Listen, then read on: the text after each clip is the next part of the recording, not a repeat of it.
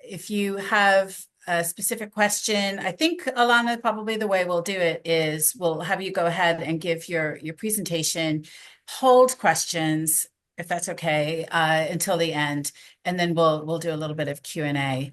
But I just want to invite everybody to be as interactive as you were last time, because there were some really, really great questions that we had, and that just makes it easier for everybody. This is the fourth of our tech talks. So some of you have been with us for all of these talks, but we started off with Accenture, and then we moved to COCC, a fintech company in the region. Last time we had Liberty Bank talking about all of the cybersecurity careers, and we also had their HR representative. And this time we've got Alana DuBois here from TEKsystems. You'll know from the research that you've done that TEKsystems is a company all over the place. Here, what's interesting in the Hartford area is that there are also a lot of healthcare roles. So healthcare admin and also specifically tech roles. And so some of you in your training, you've talked about getting into healthcare information systems. So I think Alana's going to have a lot of good information for us. And then the last thing that I'll say to introduce Alana is that many of you have this kind of gap, which is very common. So you're taking tech classes, you're investing a lot of time, you're getting your certification in CompTIA A+ or CompTIA Security Plus, but some of you don't have specific tech work experience. And then you go and you look at Indeed or you look at LinkedIn, and the jobs are requiring tech experience. So how do you get that? And one of the great ways that Alana is going to talk to us about today is through contracting. So it might be just a short-term role, which gives you great experience on your resume, or might lead directly into a long-term role. So yes, Alana has graciously offered to talk to us about that route as well. So I'm going to go off screen and try to figure out my audio. And Alana, I will hand it over to you to hear what you've got to tell us about TEKsystems and about the IT industry. Awesome. Well, thank you so much for the lovely introduction. I'm happy to speak with you all today and appreciate you all taking your time out of your Tuesday afternoon. I will go ahead and share my screen. All right. Can everyone see this all right? Perfect. Awesome. Well, again, my name's Alana. I am a lead IT recruiter for TEKsystems. I've been with the company for 6 years plus now. I actually started in a customer support role, so I was doing a lot of onboarding of our consultants and payroll, and then decided I wanted to transition into recruiting so that I could help impact, individuals' careers a bit more. And then ever since then, that's what I've been doing. I oversee different types of positions throughout Connecticut, New York, and Massachusetts, but Connecticut is the area that I focus in a ton. We'll talk some more specifics on the particular roles that I oversee, but as an organization, we oversee anything and everything IT, anything from entry-level help desk roles to director of IT positions to Java developers, variety of different positions. But we also have a global presence, so you can basically find a TEKsystems office anywhere within the country. Some states have 5+ TEKsystems offices, so we have a large reach across the nation and the globe as well. But I will go and move on to the next slide. So just to give you an outline of some of the things that we'll talk about today. So I'll tell you a little bit more about my company, TEKsystems, who we are and what we do. Then we'll jump into contracting a bit more, as I know some of you may or may not be familiar with how contracts work, but they are a lot of what we do see, and they tend to be a good way to get your foot in the door somewhere and can lead to permanent employment down the line. We'll talk a little bit about working with recruiters, what you can expect from a hiring process with us. Then we'll talk a little bit about resume and interview tips as well. And at the end, I'll open it up for questions. All right, awesome. So, as I mentioned, we're a leading provider of IT staffing and services. We support over 80% of the Fortune 500 companies. So, the Microsofts of the world, Raytheon Technologies, some of our bigger clients. And then we'll also support some smaller organizations or local healthcare companies. I know Martha had made mention of some of the healthcare work that we do. We actually currently have some openings with Hartford Healthcare and Yale New Human Health Organization, which are obviously local to Connecticut. Um, but we specialize in placements within digital workplace services. So that's the particular skill set that I oversee. So a lot of your help desk roles, IT support roles, junior network engineer roles, junior sysadmin positions, desktop engineers. Those are some examples of roles that would fall under that particular skill set, and that's what I primarily oversee. We also support roles within technology operations management, so that blends more into the system administration world, some of the cloud roles that we'll oversee. We also see roles within cybersecurity and risk. We'll see roles within applications. That's where we tie more into that, like Java development, in general software development roles. We'll also see roles within data analytics, business analyst roles, project manager positions, project coordinator positions. We'll see cable technician roles, network operations center roles. And then most recently, we have one of our sister companies merged with us. And so now we also oversee customer support and operations roles. And that's where more of those healthcare administration roles come in that some of you may have interest in. So again, just to give some examples of current openings that we have that we're actively recruiting on right now. So we have some help desk support technician roles with Yale New Haven Health. We have junior network specialist roles with BOCES, which is a technology service provider in Westchester, New York. We have director of IT positions, VP of software development roles, project managers, cloud automation engineers, cyber defense analysts, and more. Across the country, we definitely have over 1,000 openings that are active.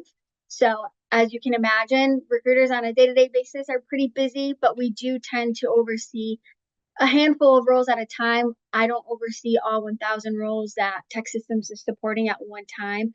I tend to be actively supporting one or two roles at any given time. And then as those roles are filled, move on to the next position.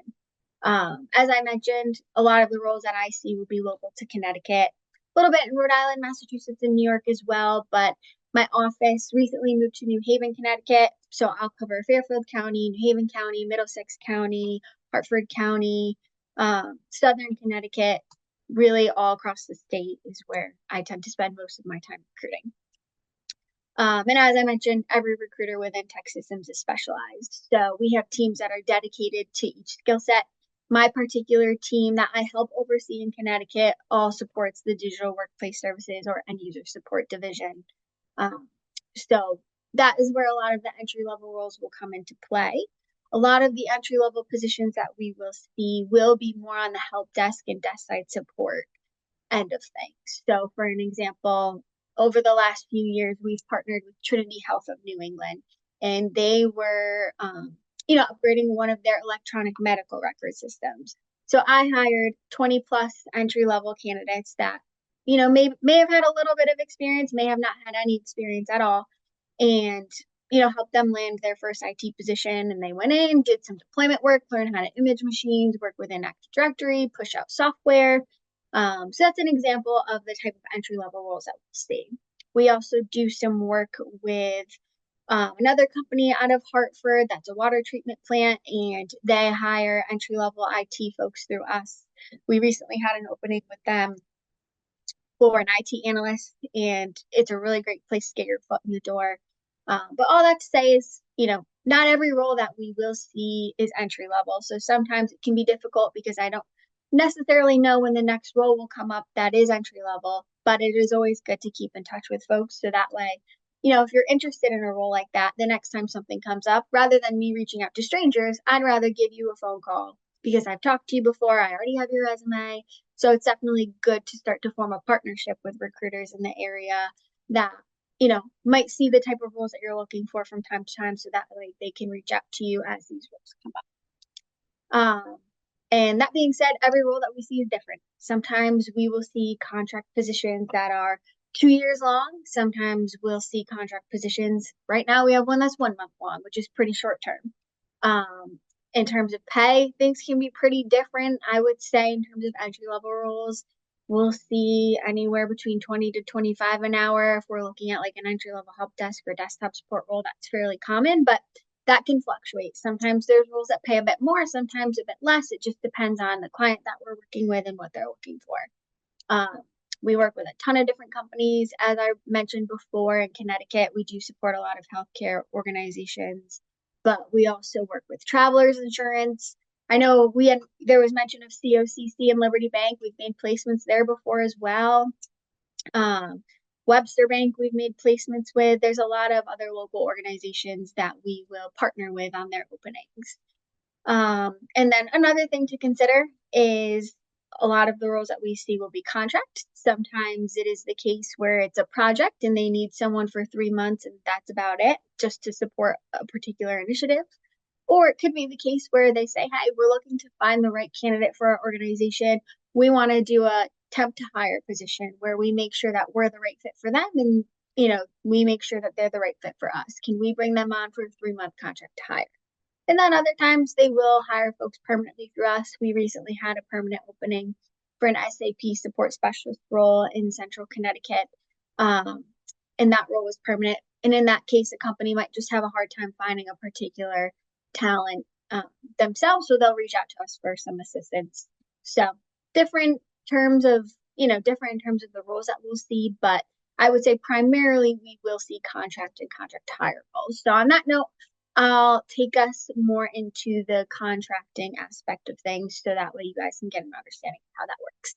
So there are a lot of different staffing agencies similar to TEKsystems out there. There's Insight Global, Kforce, Innovian. There's a variety of different contracting companies out there, and every company operates a little differently on how they handle their contracts. In terms of the roles that we see, they'll be on a W-2 basis. They will be hours worked, hours paid. You'll be working a 40-hour work week unless specified otherwise. So it is very similar to a full-time role in the sense that you're working full-time hours. However, you'll just get paid on an hourly basis. And in some cases, it'll be just temporary or it'll be temporary to hire. So that's the main difference when it comes to contracting, is the fact that you'll have an end date that's either set or tentative depending on how the contract plays out. A lot of times with the contracts that we'll see, they can be ongoing. I think I've had someone on contract who's been on contract for me and gotten extended for the last 5 years. So it's something that can offer some stability. But again, that's just something that depends on the role and the nature of why they're hiring someone.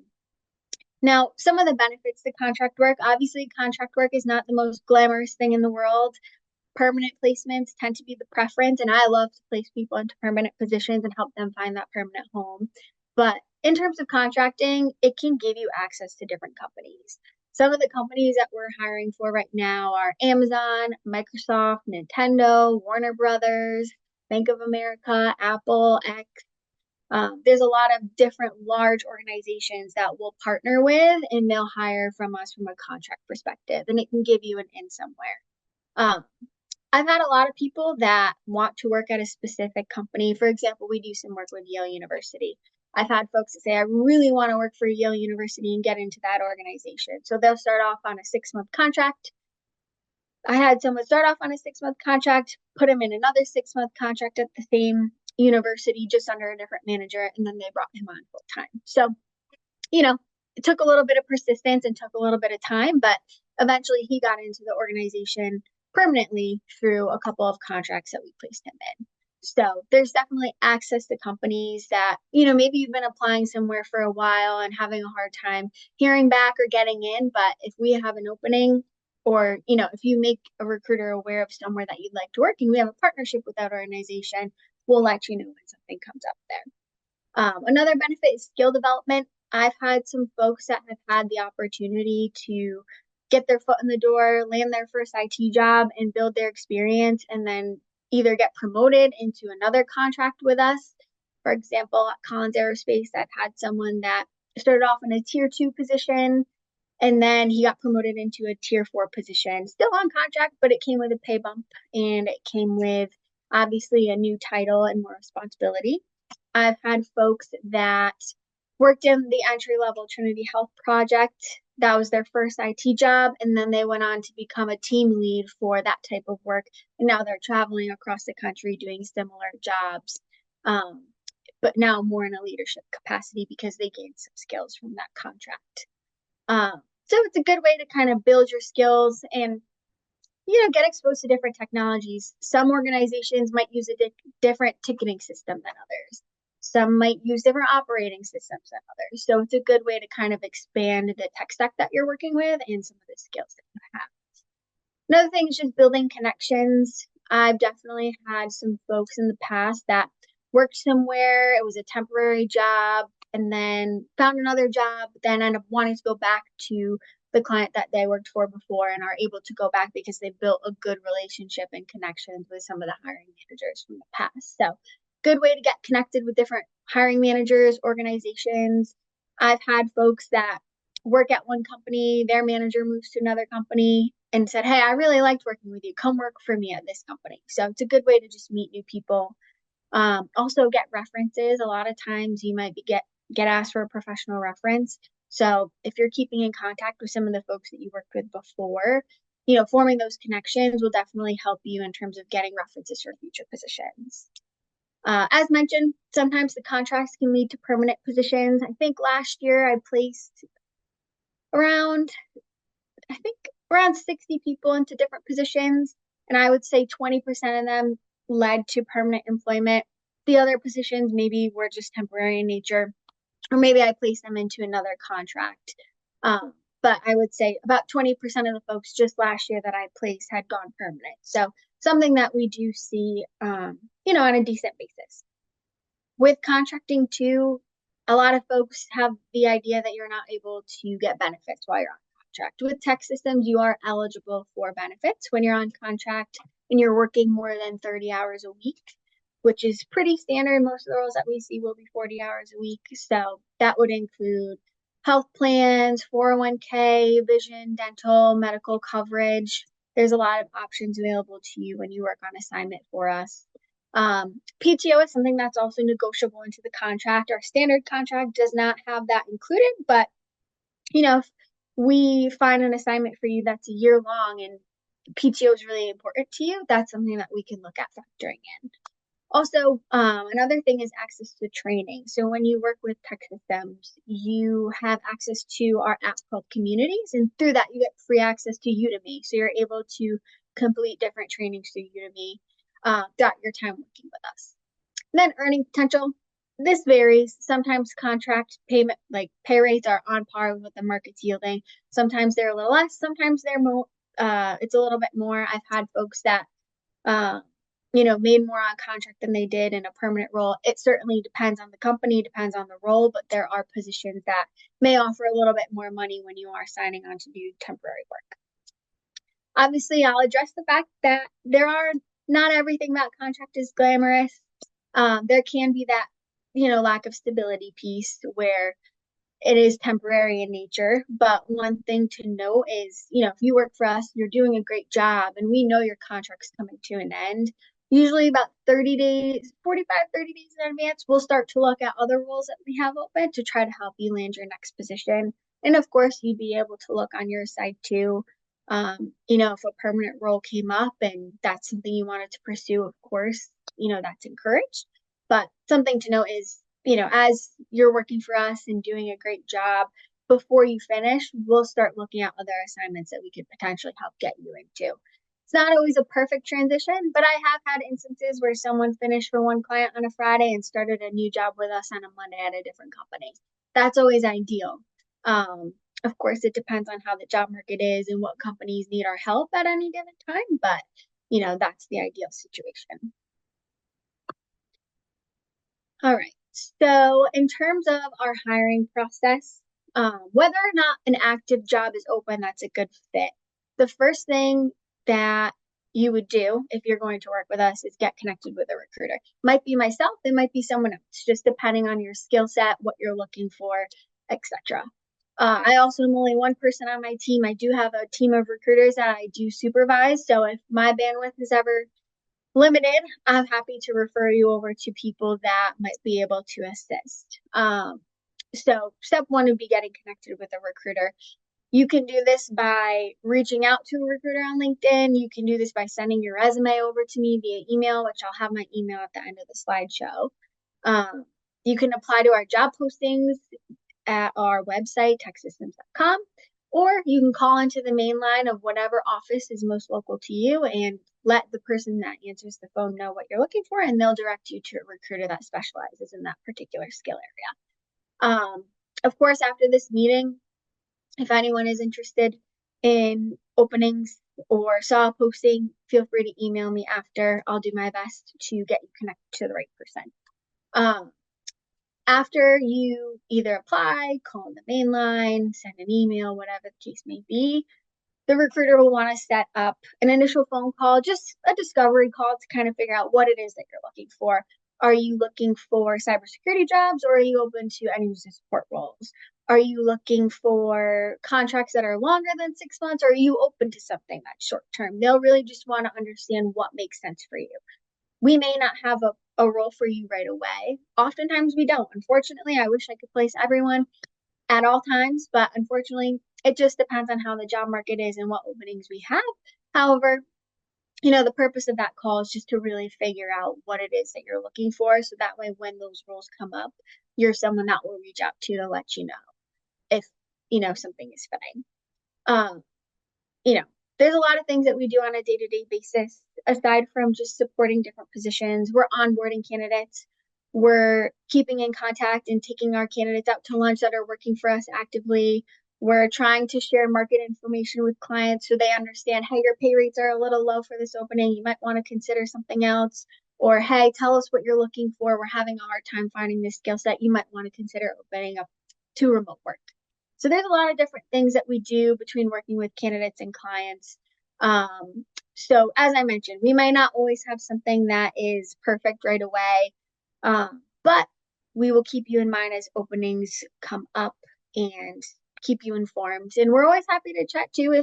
If something has come up or hasn't come up and you want to just check in, feel free to reach out. I'm always happy to stay in contact until the right thing does come up. Or, we're always happy to hear from anyone if you have an update, you got a new certification, you did land your first IT job. We want to hear that kind of stuff too, at least from a TEKsystems side. I can't speak to other companies, but I know from a TEKsystems perspective, one thing that we really do try to do is keep in touch. One thing I'll mention that can help you stand out in terms of partnering with a recruiter, because a lot of times we're getting inundated with LinkedIn messages, emails, phone calls. There's a lot of different things, and sometimes emails can get lost in translation or lost in our inbox if there's a lot of applications coming through, or there's a lot of people reaching out, or a lot of internal emails or meetings. Don't be afraid to follow up. That's one thing I will say. It's not a bother if you reach out once or you apply to something and you don't hear and you want to follow up on that. That's going to make you stand out. It's going to let the recruiter know that you're serious about the position that you're interested in. And let them know, you're taking your career seriously, you're taking this partnership seriously. Of course, recruiters, we want to answer the first time around. Unfortunately, sometimes things do get missed. So just one thing I'll say, don't be afraid to follow up because that is going to help you stand out. Now, in terms of what would come next after you get connected with a recruiter, let's say a role comes up that's a good fit. They'll let you know about it, send you the job description, and you could say, yes, I'd be interested in moving forward, or hey, this one's not for me, but keep me posted on other positions. If there is a particular role that's a good fit, something that we'll do is help make sure that your resume is tailored to the position. You don't have to change your whole resume up, but if there's something in particular that we know the hiring manager likes to see, we're going to let you know and work with you on implementing that in your resume so you stand out and get selected for an interview.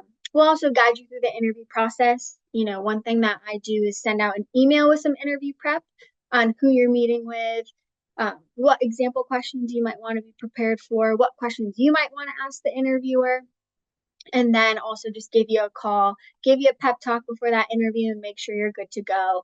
But that is one thing too, that at the point where a role does come up, we'll kind of guide you through that process too to make sure that you feel it's a partnership and that you feel supported along the way, answer any questions that you have. And then hopefully the interview goes well and we're able to extend an offer. And at that point, you become a TEKsystems employee supporting the end client, which will vary. Could be Hartford Healthcare, could be Collins Aerospace, any company that we work with, but you would be a TEKsystems employee supporting our client if it is a contract position.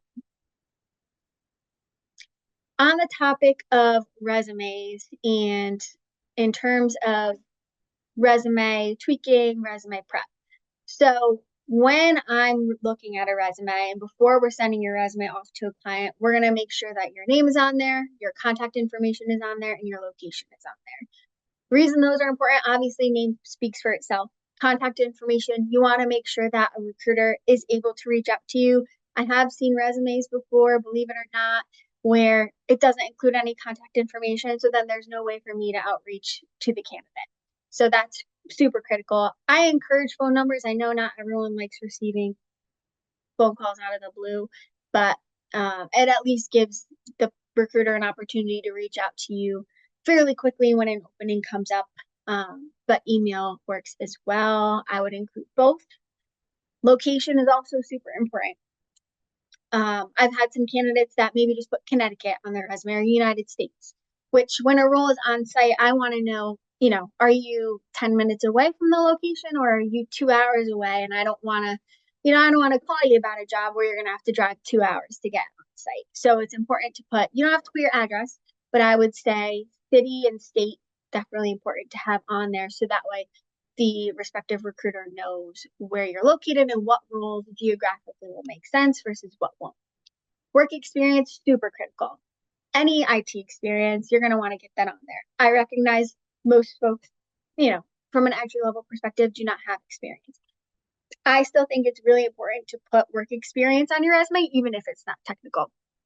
If you've worked in a call center or a customer service job, or maybe you've worked at a restaurant, maybe you've done delivery driving, whatever it is, put that on there. Any transferable skills that you can take from other jobs that would translate well into an IT position, you're going to want to showcase. I've had a lot of, folks that I placed that maybe they had no technical experience, but they've come from a customer service background, and that indicates to the hiring manager that they're going to have really good end user facing skills. So I think it's super critical to list any relevant work experience, any experience at all, but relevant work experience, whether it's technical or not, you're going to want to get on there. Once you start building your technical experience, you can leave off some of the other roles you've had if you don't feel that they, are applicable to the positions that you're applying to, but any work experience is valuable. Make sure it's on the resume. Any education, technical training program, certifications, definitely get that on there. If you don't have any IT experience, but you do have IT schooling, IT training, IT certification, make sure that's at the top of your resume. Whatever's most relevant to the positions that you're applying to, get it up on top. Hiring managers, there's TEKsystems does some research, and there's a statistic that's like hiring managers don't look at resumes for more than 30 seconds. And the first thing that they're going to look at is whatever's on top. So make sure anything that is most relevant or whatever can make you most marketable to a position that you're interested in, get that up top. So that's the first thing that they state. If you have experience, education, certifications, they can go underneath the experience. But if you don't have experience, but you do have some technical training, make sure it's at the top because whatever is most relevant, you're going to want that up there. And then I would say skills is super important too. I'm sure you're all familiar with ATS systems, the applicant tracking systems, which can be a benefit to some and not a benefit to others, which is why I make mention of putting skills and keywords on your resume. If you don't have IT experience, but you do have some at-home training, or maybe you've built your own lab, or maybe you've done some online IT simulations, or you've done some troubleshooting, anything, any relevant skills that you have, put it on there. Because if you put hardware, software, Windows operating system, Mac operating system, the ATS is going to pull those keywords. Anything that's in a job description and you have those skills, I would make sure to have it on your resume. Make sure you're able to talk to it, because when a hiring manager asks about it, you want to be able to explain. But make sure that you do have some keywords on there because that will help you get through the ATS system. Nice to have, you can have an objective statement, especially if you're looking to transition careers. I think that's a good way to indicate to a hiring manager, you know, I have this type of background and I'm looking to transition into an IT career and utilize my existing customer service skills. So could be a good way to let a recruiter or hiring manager know your intentions behind your job application or your intentions behind the roles that you're looking for. I don't think it's required, but I think it can be a nice to have. Same thing with volunteer experience. I think if it's something that's very important to you, then put it on there. If you feel like your resume is 4 pages long and there's things that you need to cut out, maybe that's something you look at, especially if it's a little bit outdated. If it's more recent, keep it on there. If it's important to you, keep it on there. But I would say the biggest things a manager is going to look at is experience, skills, and any training, education, certification. And then reference information as well. You could put it on there. You don't have to put it on there. If a hiring manager needs it, they'll ask you for it. It can be nice. A lot of times with the folks that we work with, we do complete references. So that way we can send your resume over with some manager feedback. Kind of ties it with a nice little bow to a hiring manager to let them know we've done some of the screening on our side, and we can kind of rant to them about, hey, this manager had really great feedback. Here's why we think they're a great fit. But all that to say is you can put it on the resume. It doesn't need to be there. If someone needs it, they'll ask for it. So just general resume advice, make sure it's clear and concise. Break things out into bullet points. You don't want to have a paragraph just for readability purposes. I would break it down into 5 to 6 concise bullet points per the jobs that you're working. Now, if you have, you know, 4 different jobs that aren't technical and you're trying to break into IT, but you do have 1 or 2 IT positions, maybe elaborate more on those and you can have some more bullet points and shorten the others. But generally, you want to keep it, have some description there, but you don't want it to be super, super long. Make sure your experience is in chronological order. Keep whatever's most recent at the top. There can be some questions too where maybe you work in a job, then you work in an IT job, and then you don't work in IT. If you want to put your IT job on top, that works. But generally speaking, you want to keep it chronological so that way it's organized and the interviewer can kind of follow your timeline of what you've done. It just helps it, helps everything make sense. Make sure all content is truthful and accurate. I have had some folks, unfortunately, before that have lied about their positions. They've put jobs on there that they have not had. Definitely something that you'll want to avoid. You also just want to make sure that whatever bullet points that you have in there, you're able to speak to, like I mentioned. Worst thing is when you show up to an interview and a manager's like, wow, you've done this. Tell me how you did that. And then you're not able to explain it. So just make sure whatever is on there is something that is accurate and something that you're able to speak to. Generally, keep your resume between 1 or 2 pages. Now, once you get a lot of experience, feel free to maybe take it into 2.5. You don't want it too long. Like I said, hiring managers generally don't spend too much time reading through resumes. They're typically going to look at your most recent role first. But don't be afraid to go over 1 page. A lot of folks maybe were told in school, keep it to 1 page. In IT, I think it's okay to blend. I'll go a little bit over. And then in any resume, you just want to make sure you're showcasing either how you use particular technologies or showcase how some of the work that you did contributed to an organization. So maybe that's, hey, I imaged X amount of devices a day, or hey, I took 30 help desk calls in a shift. You want to list out particular numbers or how you've used certain technologies. Maybe you work with ServiceNow ticketing system. Maybe you worked with HP printers. Adding some specifics in there really demonstrates how you utilize those skills. So make sure that you're doing that when you're creating your bullet points. Here I just have an example of someone that I've worked with. I helped place him at Middlesex Health. Then I placed him at Yale New Haven Health. Then I placed him at Bay State Health. And then he went on to find a job with Alexion on his own. But I think his resume is a good example resume to showcase. As you can see, he does have his objective statement. He has his areas of expertise and his skills. And then in his work experience, he has a good amount of bullet points that kind of describe some of the work that he did, but it doesn't go super, super long. Um, as you can see, he talks about the ticketing systems that he's used, the type of software that he's used. He's worked with Active Directory, Office 365, SCCM, Remedy ticketing system. So it's a good example of what a strong resume, in my opinion, would look like in someone that we've placed multiple times. As you can see, he was someone who prior to Middlesex didn't have any experience. He was someone that was looking to break in the field. Middlesex was a very short-term project. He picked it up. Then I placed him at Yale. And after that, he's just kind of grown his experience since. But just a good example of what a resume, could look like. Now, interview preparation was another thing that I wanted to touch on today. So, as I mentioned, anything that's on your resume, you'll want to be ready to talk about. But aside from that, you want to be prepared going into an interview with what you know about the role that you're interviewing for and what you know about the company that you're in.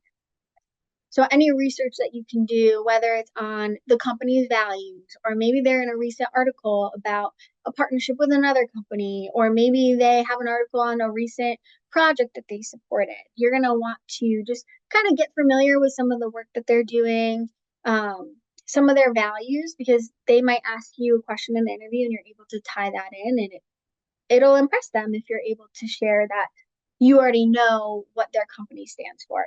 And then just be prepared to talk about what you know about the role. A lot of times in interviews that I've sat in, hiring managers will say, okay, can you tell me what you understand about this position? Or what are your expectations of this position? How is this position described to you?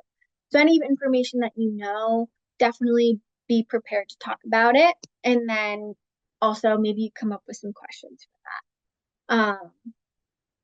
On the topic of questions, I definitely advise going into an interview with 2 to 3 questions that you're prepared to ask the interviewer. It shows that you're engaged, it shows that you're interested, it shows that you've put some thought into the position. One thing that I recommend doing is have those questions written down. A lot of times you'll be interviewing for 45 minutes and then they'll say, what questions do you have? And you've just absorbed so much information that you might black out in that moment and be like, wow, I had questions and now I can't think of them. Don't be afraid to have them written down. If anything, it says to the interviewer that you are prepared and you've thought about things. So don't be afraid to have some questions written down. But I highly advise going into the interview with some prepared, because 9 out of 10 times, unless the interviewer is super crunched for time, they will ask you at the end of an interview. They'll leave 5-10 minutes for your questions. A couple other quick tips. Show enthusiasm. I have had folks that possess the skill, but maybe went into an interview and didn't bring their most optimistic, positive self, and that was the deciding factor between them and another candidate. So the more energy and enthusiasm that you can bring into the interview, it's only going to help you. Dressing professionally, of course, is a big one. I also have had candidates that showed up on site and didn't dress the most professional, and that was the deciding factor. So I always advise, business casual, but business professional is ideal. Button-ups, blouse, blazer, slacks, khakis, all that is all good for interviews. And, if the expectation is otherwise, they'll let you know. And then I encourage arriving, if you're on site, or logging on if it's virtual, a few minutes early. The worst thing is when a hiring manager is sitting there waiting for the interviewer to log on, and it's a couple minutes past the time that they were supposed to meet. So always make sure that you log on early or arrive early in case you get stuck in traffic, you get lost, or have technical difficulties. But yeah, I would say those are the main things that I would say about interviewing, just being prepared from that perspective. But of course, if I work with any of you, we find a role, I'll make sure to guide you through that process and give additional tips and tricks. Yeah, I think that covers the end of the presentation. I'm happy to open it up for questions. Absolutely happy to answer anything. If if there is anyone who maybe doesn't feel comfortable speaking up in front of everyone and wants to email me, my email is provided there. So you can email me your resume, you can email me your questions. Happy to address anything that you might want to know. And then you could also find the link to TEKsystems here. Looks like we have a question. Alana, thank you so much for it's just such a great presentation. First about contracting as a route to getting your foot in the door, and also just all the supportive services that TEKsystems can give. I think that's a phenomenal amount of resume support and interview prep support. So thank you for all of that. I think we do have some questions. Is there anything coming up in the chat just yet? Uh, let's see. Joe, do you want to, Joe Tersick, do you want to go ahead and ask your question?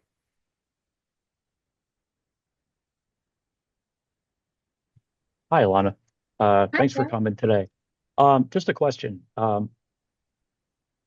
In your experience, and I don't know what other industries you may have worked in, but in your experience, is finding that first or second job, that foot in the door in tech, particularly difficult? It is. It definitely takes time. It takes persistence. I've supported positions outside of tech. Tech's been my primary area of support, but I've also supported customer support and customer service positions, some entry-level finance roles, um, like supply chain positions. Tech is definitely one of the more tricky or difficult industries to break into. It can be really frustrating for candidates because they're always told you need experience. So it's like, how do I get Yeah. experience if no one's giving me the opportunity? Which is why I know it doesn't make sense for everyone, but I do think being open to contracts and being open in terms of what you're looking for is the best thing that you can do. Um, you know, that first job is probably not going to be the best job that you ever have in your career, but it is going to be the best thing for your career, is what I like to say. It might be a little bit less in pay, or it might be a contract. It might be very basic work that you're capable more, but you might just have to take it, get that experience, and then run with it. I think the first job in tech is the hardest.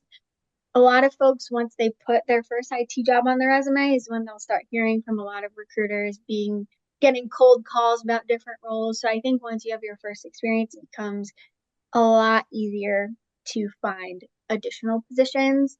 Um, it's not always easy to find the second position, especially given the way the job market has been over the last couple of years. It's been a particularly challenging job market. Um, but I do think that the first job's the hardest to get, and then after that, things open up a ton. Alana, Thank I you a love lot. that quote, and I'm going to steal it. Yeah, I'm going to steal that That too. the yeah, that the first job is the best one for your career. Yeah. Sullivan, you've got a question. Yeah, I'm looking on the website and I'm aware of the DoD Skills Bridge program, and I'm wondering what is your experience with transitioning veterans or people with a military background? Yeah, that's a very good question. We do have a team that is dedicated to supporting folks that are transitioning from their military background. I am not on that team particularly, so it's hard for me to articulate exactly how they do it and what that experience looks like, but I can definitely get you connected to someone internally because we do have a team that is dedicated to hiring military veterans. Thank you so much. Of course. What I want you to do is just email me after so I have your information. Include your resume too, so that if you are ready to start looking for jobs, that is. So that way I can make sure it gets into the right hands. Yes, ma'am. Great. Okay. Hi, Sharif. You've got a question? Hi, Alana. Thank you for speaking today. I come from a sales and tech adjacent background working at Cisco, but I don't have a deeply technical role. How could I best position myself to succeed in a sales development representative role here at TEKsystems? So you're interested in getting into an SDR role with TEKsystems? Correct. Yes. Yeah. So we have been actively hiring SDR, candidates for our New Haven, Connecticut office. I don't know where exactly you're located. Hartford, a part of a drive. Okay. So I'll have to see. We do have other offices around the state. Okay. But I would say I can refer you internally. We have internal recruiters that hire for our IT recruiting, SDR positions, account management positions, operation positions. I specifically hire for the technical, like external talent. But if you're interested in an internal career at TEKsystems within, the SDR space, if you send me your resume, I can send it to our internal recruiting team, and they can let you know about any openings that we do have, if we have any that are active. Thank you so much. Just one more question about the SDR role. What do SDRs sell at TEKsystems? Are they selling IT staffing services, managed solutions, or? Kind of both. So primarily IT staffing services, that's the bulk of what we do. We are trying to transition into a service organization. So working with companies to like have them outsource their help desk to us, or maybe outsource an entire project with us. So you'd be selling TEKsystems IT staffing services. Got it. Thank you so much. Of course.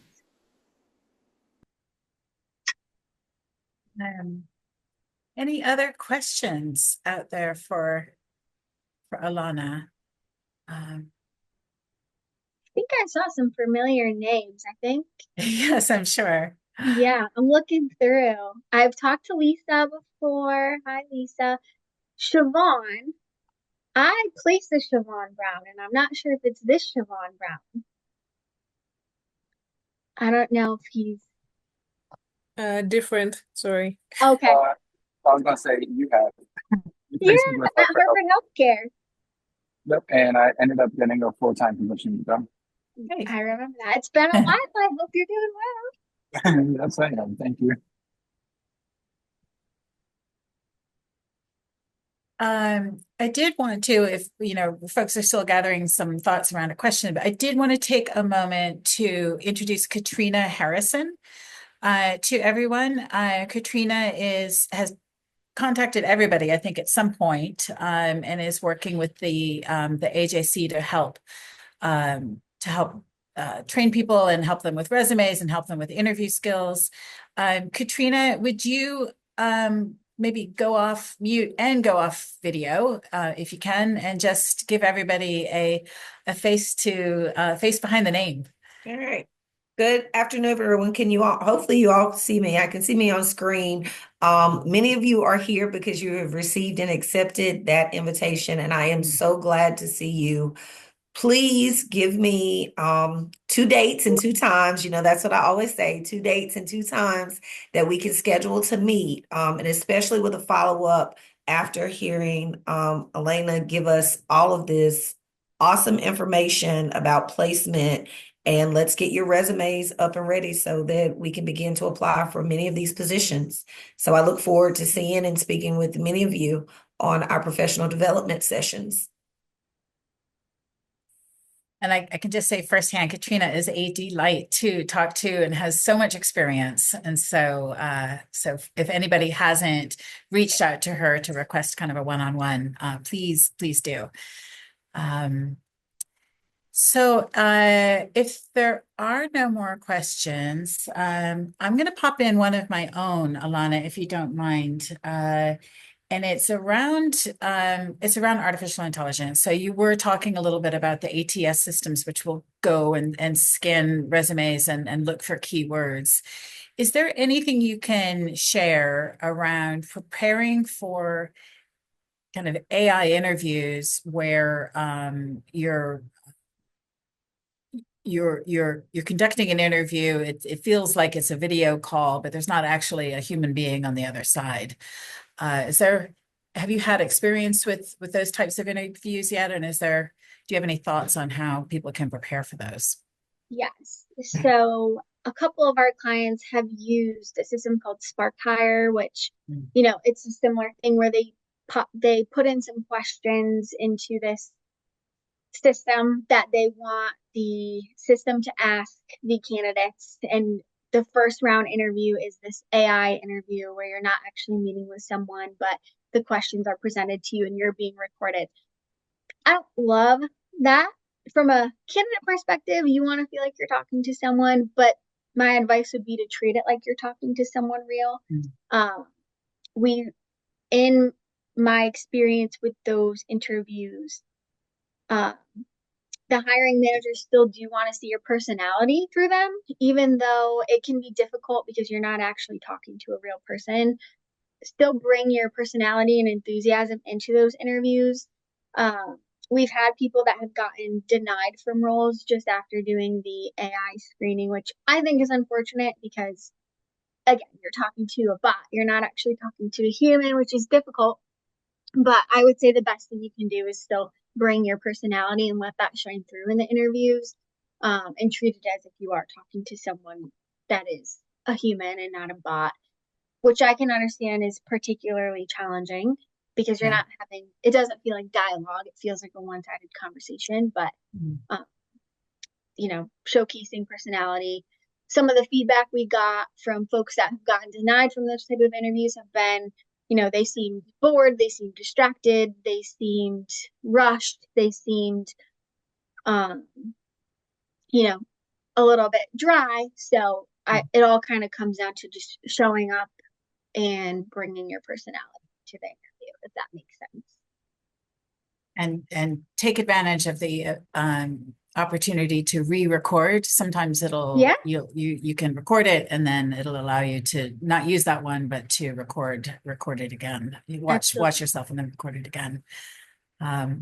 Okay, so I think we're out of time. Alana, this has been amazing. You give so much sort of hope and optimism because it's a little bit of a turbulent time right now. So I really appreciate your honesty about the market, your optimism about being able to work with individuals and help place, and then just also some super practical tips.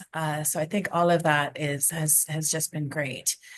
So a massive thank you for your time, but also for your expertise and on behalf of everybody here.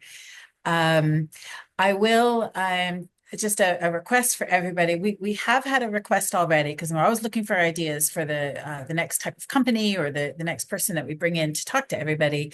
We had a great suggestion last time to bring in an individual to talk about veterans. So how to translate all of that super valuable U.S. Military career into the civilian space and into the IT space, because we know companies want to hire vets, so how to work with that resume and how to reach those companies. So we'll take that on board, and if anybody else has some ideas about next talks, then please send that through to Katrina, and we'll try to get it on the agenda. But for now, Alana, thank you from everybody. Really appreciate, as I said, your time and your expertise. Of course, I appreciate everyone being here, and I appreciate you putting this together, Martha. Yeah, it was nice to speak with everyone. Wonderful. Okay, thanks everybody. See you next time. Thank you. Thank you so much. Thank you. Thank you. Bye, guys.